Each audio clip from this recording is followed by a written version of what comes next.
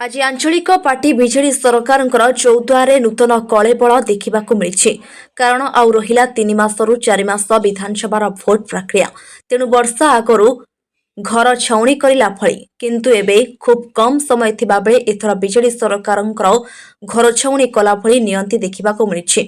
बहु दिन धरी चौद्वार एवं कटक होई न पारुथिबा प्रकल्पगुड़िक पड़ी रही एपरिकी 10टी प्रकल्पगुड़िक एबे हेब बोली आज सभारे परिप्रकाश करथिले किंतु लोकों को भुआ बुलाई भोट को हातेइबा पई मिछ प्रतिश्रुति देई चलीछंती।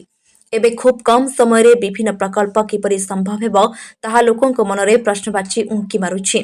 पुणी शुणिबाको मिले जे 20 वर्ष शासन काल रे एसबु प्रकल्प होई पा नथिबा बेले किंतु एबे भोट आसिबारु सेई सब मिछ प्रतिश्रुति देउछंती बोली चौद्वार कटक रे लोकों भितरे बहुत चर्चा चलीछि।